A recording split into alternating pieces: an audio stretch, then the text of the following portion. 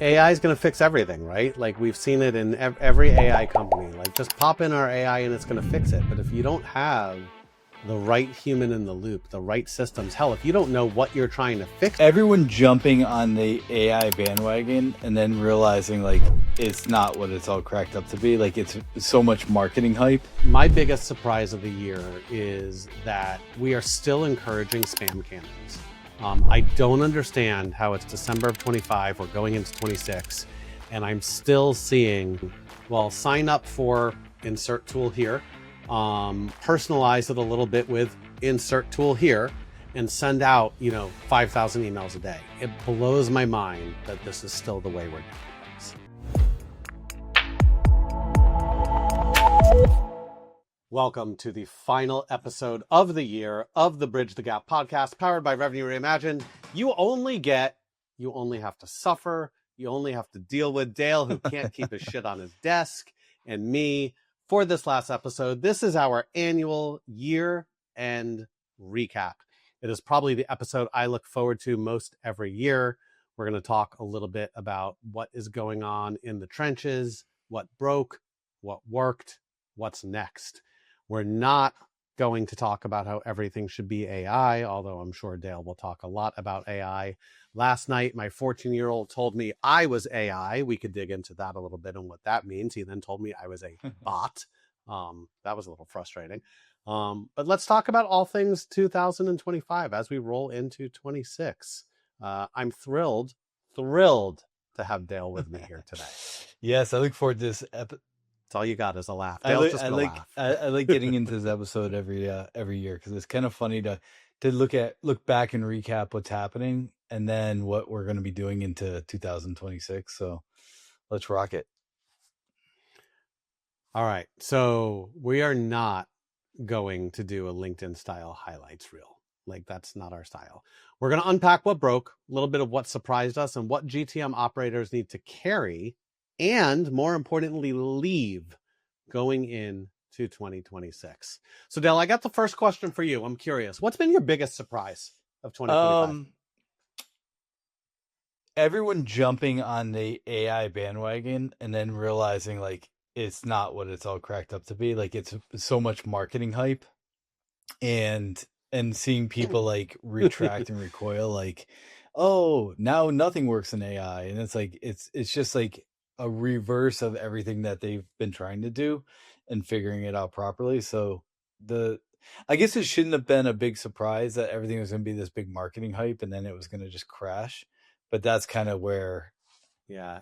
AI is going to fix everything, right? Like we've seen it in every AI company. Like just pop in our AI and it's going to fix it. But if you don't have the right human in the loop, the right systems, hell, if you don't know what you're trying to fix with AI with a very specific outcome, how are you going to fix it? You've done a lot of work with this year. What guardrails are you putting in place for our clients so they don't get stuck with what I'll call AI shelf? Yeah, I think it's more about the testing and using AI a lot for prototyping to show like what is possible. And then the guardrails would really be figuring out how to deploy this if they want to deploy this part of it. I think the other part of the guardrails is looking at AI charters across the organization. So people have just said, let's jump into AI and like go build this thing. But really you back to what you would normally do with any other process, go to market strategy, execution path. You have to map it out. You have to like take the time. You have to look at all the individual components and pieces. And then you figure out what parts can actually be built out in AI. I was just watching a video that I thought was really interesting about people talking about everything was like AI agents and we're trying to deploy these AI agents. This No, you're deploying an AI workflow. And this group was talking about actually breaking it down to skills. So what skills can you deploy for said agent? So a agent has multiple skills, just like a person has multiple skills. And so how do you break the skills down of an individual? We've done a lot of work with that with our groups this year on jobs to be done. And I think this is one of the things that people don't do because they think they know everything that's to be done for a BDR or to be done for an AE. but I know you've done a lot of work with jobs to be done in nine boxing. So what have you learned from that whole experience of building out jobs to be done in nine boxing? Besides, it takes a lot of time and effort.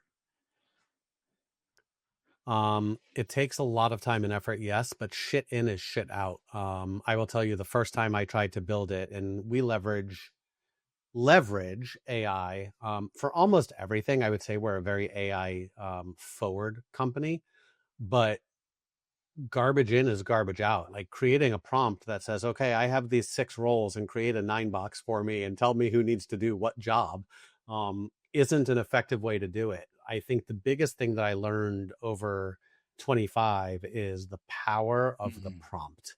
You have to be very specific. You have to give context. You have to give specific instructions for outputs. Listen, I'm by no means an Excel wizard, right? Like I'm decent, but I can now utilize AI to get really complex Excel spreadsheets, comp calculators, et cetera, because I know how to prompt it to get what I want and be very specific. It's the same with jobs to be done in 9 boxing. You got to put in the good data to get out the good data. Yeah, and then actually educating and training the clients how to actually utilize the data or get the right data in the system. Like I know you did a lot of work with some clients on like just articulating what are these jobs to be done and how do you have to do them and how everyone's overlapping and stepping on each other, which is actually taking out the revenue growth that they're looking for. So how do we into 2026 almost simplify things to then accelerate our growth? Yeah, I mean, we're going way off tangent, but I think the easiest way to explain that is everything has to be systematized, right? And I don't think it's something that we've done a great job at. You'll build something, I'll build something, Jake will build something. There's some overlap. It lives in some folder somewhere, and like we might all build it different ways. I think to really, whether it's RR growth or client growth, I think to really accelerate in 2026, you have to have the system first. And that starts with the AI charter. If you don't have the system first, you are all going to run around like chickens without your head, and nothing is going to be stitched together. Yeah. So I'm going to keep us back on track. We're going to come back to AI. My biggest surprise of the year is that we are still encouraging spam cannons. I don't understand how it's December of 25, we're going into 26, and I'm still seeing, well, sign up for insert tool here, personalize it a little bit with insert tool here, and send out 5,000 emails a day. It blows my mind that this is still the way. It's funny, as you were just talking through that, what went through my head was Mad Libs. And it was like, as you're talking, insert here, as you're talking, insert here. Insert here, sure. This has been just not only firing off spam cannons, but this is the way go-to-market has been running for a long period of time. It's like the same thing with just different like covers on it or different like articulations of it. And I do think it's giving sales and marketing a really bad name because people just want the easy button. And so how do we come into a place of niching down? I know some of the clients we have been talking to this year, because investors always talk about TAM and total addressable market, and then it's like, well, just go like fire messages off, and you got to do 100 calls a day, and you got to do 300 calls emails. Everyone. And so I know one of the things that we've been doing with our clients this year is narrowing down into the SAM, the sellable addressable market, and the SOM, the serviceable addressable market. And we were just onboarding a client earlier this month. Are you going to sing your Tam Sam no, song? I didn't even know there was one. So that must be one that you sing. Right. You sing you made it up. You sung it on the last meeting. So, and I think what was eye-opening to me in that conversation with one of the founders is they understood TAM because they're doing a lot of investment, but they didn't truly understand SAM or SOM. And so niching down is the new way to drive X amount of revenue.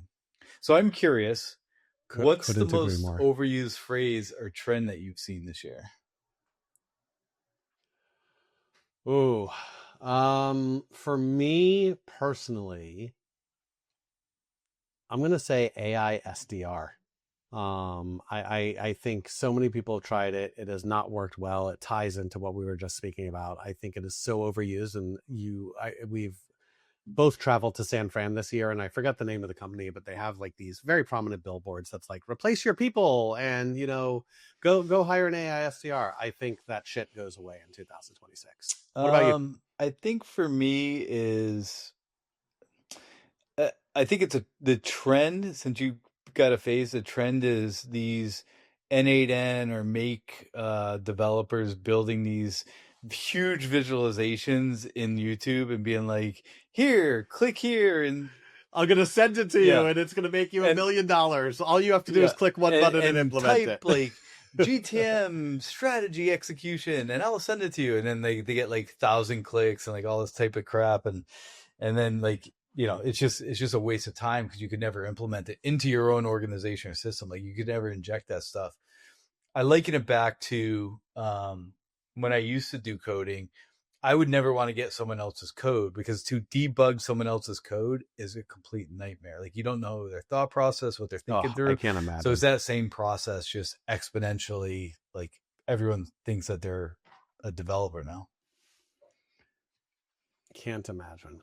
All right, let's shift gears a little bit. Let's talk a little bit about, org design. So we saw a lot of go-to-market orgs this year built on like vibes or like best practices that collapsed. Not vibe coding, weight, vibes. Right? There are a lot of successes. Yeah, correct.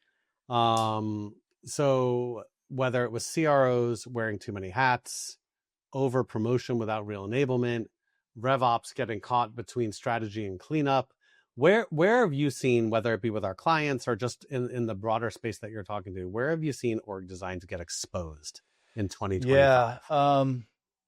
Right now I'm seeing a lot of customer success orgs getting exposed bad because they didn't have a customer success organization or a client success organization, however they describe it. Yep. And then they're trying to build it with people that they already have in house via like a PM or someone that doesn't understand revenue. And it's just not one organization. I've seen this happen over multiple organizations. And I think it's a little challenging because you need a good enablement in place. You need a good training program in place. You have to, like, it's almost like foundational on, what is revenue? What do we mean by revenue? And then like you're in the middle of emotion, and now you're trying to build all sorts of other like pieces around it instead of being like, okay, let's, are they the right people in the right seat at the right time? Back to like the EOS ethos that we talked through. People buy from people. That's why companies who invest in meaningful connections win. The best part? Gifting doesn't have to be expensive to drive results. Just thoughtful. Sendoso's intelligent gifting platform is designed to boost personalized engagement throughout the entire sales process. Trust me, I led sales for a Sendoso competitor, and I can tell you, no one does gifting better than Sendoso.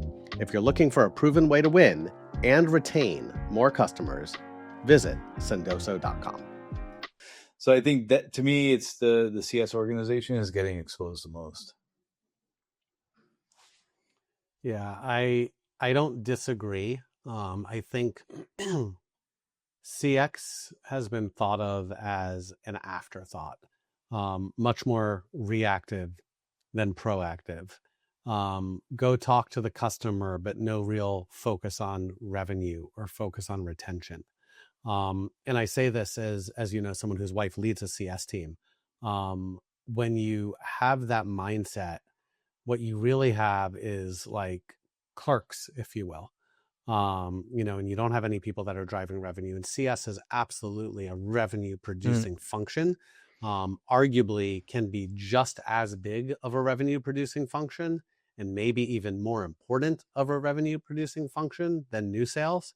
I was talking to a colleague yesterday who told me that they want to leave their organization because the C-suite will not invest in proper CS and everything is so reactive, and their churn is like upwards of like 9% for the year, like brutal churn numbers. And I think you are seeing revenue leaders get exposed for not knowing, oh yeah, I've led CS before. No, you haven't. You have not led real CS before. Yeah. What other parts of organizations got exposed? So you can't be jumping on my back and like taking what I was saying. RevOps. I think too many people for too long have thought RevOps is sales ops, and you just need a Salesforce admin or a HubSpot admin, and like you have a RevOps team. I will tell you, in my opinion, RevOps is the single most important commercial function in an organization.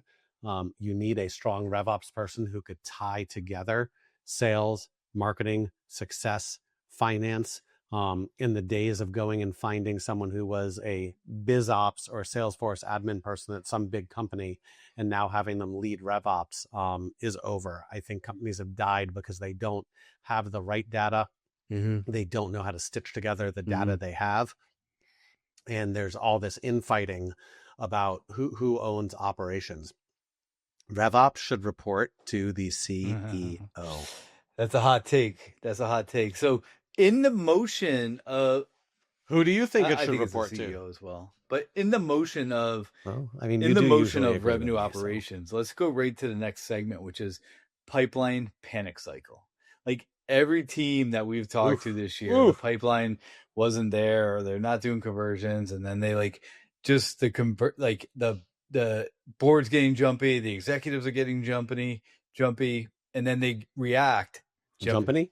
What's jumpity? And then they react, and then it's like, okay, then right, fire then, everyone. What happens with the go-to-market motion? It gets kind of like exposed, and now you're like jumping back and forth, and it kills the whole momentum. And so we have the go-to-market gap, which is stabilization, foundation, repeatability, scalability. What we've seen is actually that panic and that jitteriness will push you back in the foundation. I mean, in the scale, into stabilization. Yeah, you got to like, now you're questioning the people you have, you're questioning the process you have, you're questioning the technology you're using. Like all of a sudden you're questioning all of this stuff, even though you were starting to build momentum on your go-to-market motion. So what have you seen when it comes to pipeline panic? It's real in every single company we work with, every single company we talk to, every single person we talk to. I was just doing a training this afternoon, and I say this a lot. A big, fat, healthy pipeline solves 90% of your problems. What most people don't realize is they're like, oh, we need 3x pipeline because that's the best practice. And I think where the panic comes in is when you have operators like us come in and we actually start running some real numbers. We start looking at real close rates from different stages. We start looking at the data and we're like, no, you don't need 3x pipeline. You actually need like 6.5x pipeline to get to the numbers you want to get. Well, the board told me I have to hit $42 million this year. Well, that's great, but you don't have the pipeline to support it. Well, then let's just hire more sellers. Well, no, that doesn't solve your problem either. The biggest thing that I've seen in the panic is when people really start looking at the numbers and really start doing the math, they realize they have not invested as much time, effort, energy, and or money in developing the proper pipeline that supports the data of the close rates that you have. Could not agree more with that. So when you look at across our client base, what do you think has driven either reactivating or restarting pipeline this year? Top one or two things that have actually made meaningful moves in the meeting. I've seen actually in-person meetings, but micro meetings. So like having like micro conversations or dinners or like events that drive value for the attendees and not just like people just attending them. So that's one part of them. But I want my free steak. Yeah, exactly. But bringing some of that would bring a tremendous value to them. And then the second one that I think is a little bit off topic, and we always come back to it, is like just picking up the phone and calling people. Like one of our clients, like the simplicity of like picking up a phone and dialing and just having some conversations with people and not being afraid that you're not going to get a hold of anybody or you're not going to pick anybody up. I think is just still underrated. Yeah, I think it's underrated in a lot of ways. I think it's underrated certainly for getting pipeline.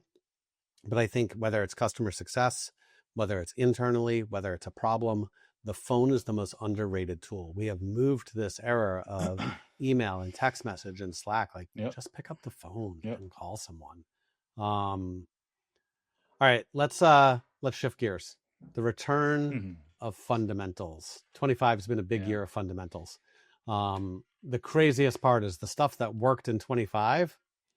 I don't think any of it is new, man. It's all the stuff that people have stopped doing. So I'd like to talk about the fundamentals that we've seen fundamentally, see what I did there, make a difference in driving numbers for 2025. Yeah.